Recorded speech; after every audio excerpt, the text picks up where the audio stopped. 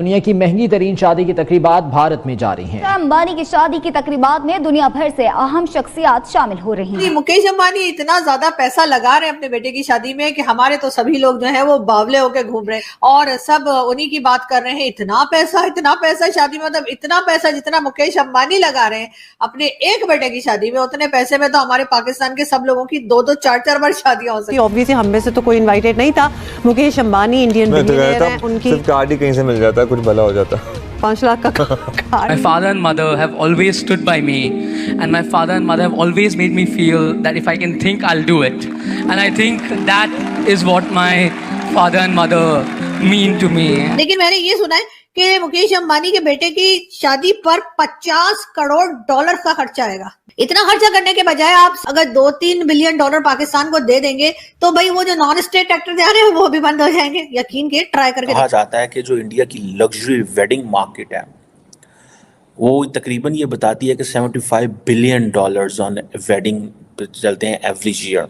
Throughout my life, I've been inspired by arts and culture. It has deeply moved me and I'm very passionate about it. और जितने लोग वहां पर पहुंचे हैं वो वहां पर जाहिर है कि अपने बिजनेस की भी बात करेंगे। आप देखिएगा इसके बाद कितने एग्रीमेंट्स होंगे इंडिया के, इस प्री वेडिंग सेरेमनी के बाद कितने एग्रीमेंट्स आपको देखने मिलेंगे। आपको पता चलेगा कहाँ पर कौन कौन सा जो है ना वो वहां से कुंडी वो जो है फंसा ली गई है और वहां से अब क्या क्या कुछ आ रहा है। हम लोगों का वही हाल है पाकिस्तान का कि वो जिसे कहते हैं ना बेगानी शादी में अब्दुल्ला दीवाना।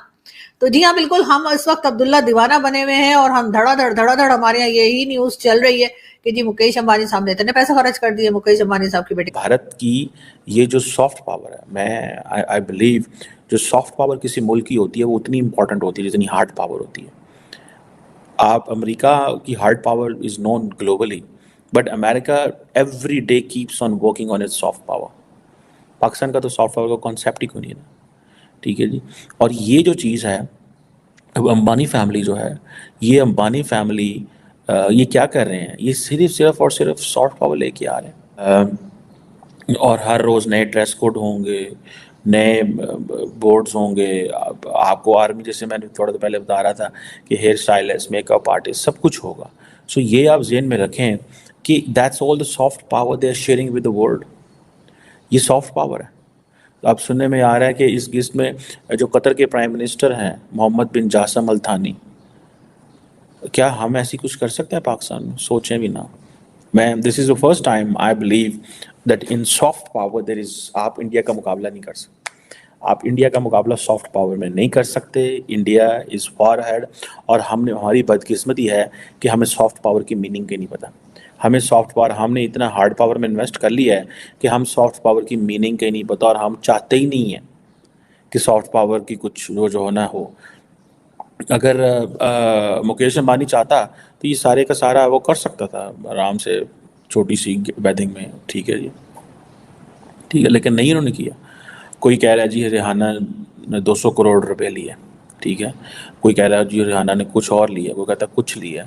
सो रिहाना ने इतना पैसा कमाया है, बट इस अंबानी जो देना चाहता है, सारी की सारा इंडिया आज क्या कर रहा है, सारा का सारा इंडिया आज सिर्फ अंबानी की बात कर रहा है।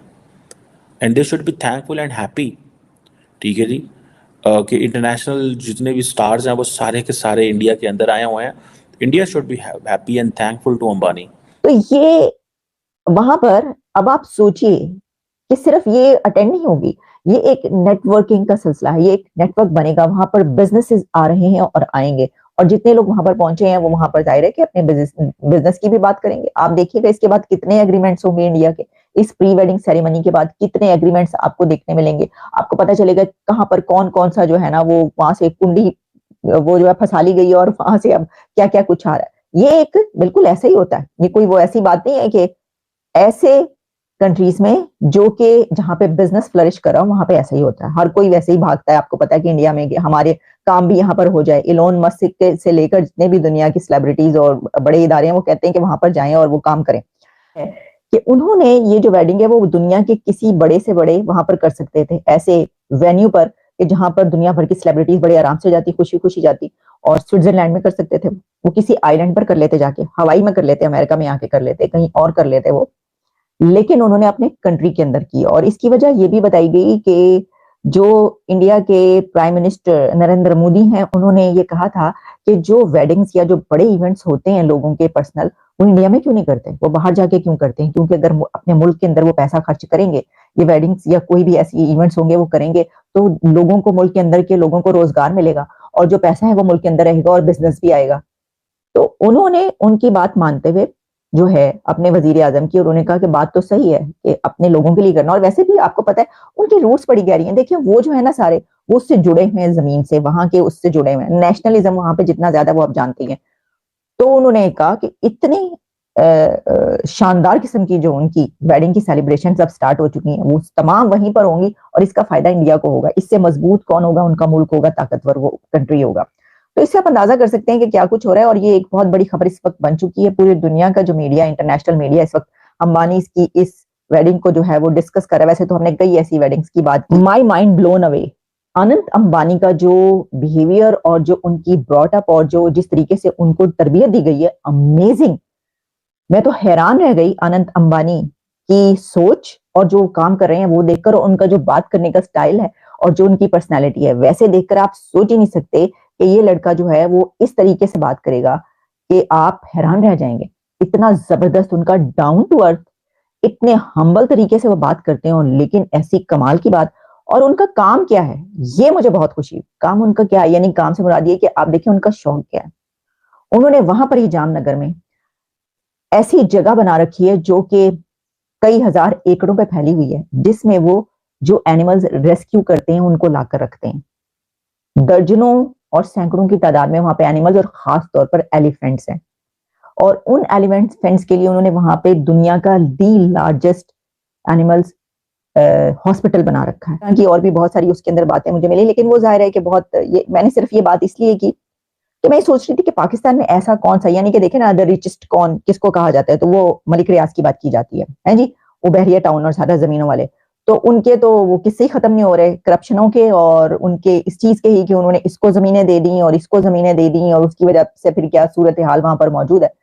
तो कौन सा ऐसा बंदा है कि जो अपने मुल्क के लिए कोई ऐसा जो है वो काम करे जैसा कि वो लोग कर रहे हैं। उनके जो अडानी ग्रुप है वो क्या कर रहा है, अंबानी ग्रुप जो अपने मुल्क के लिए, अपने कंट्री के लिए कर रहे हैं, वो क्या है। अच्छा, फिर इसमें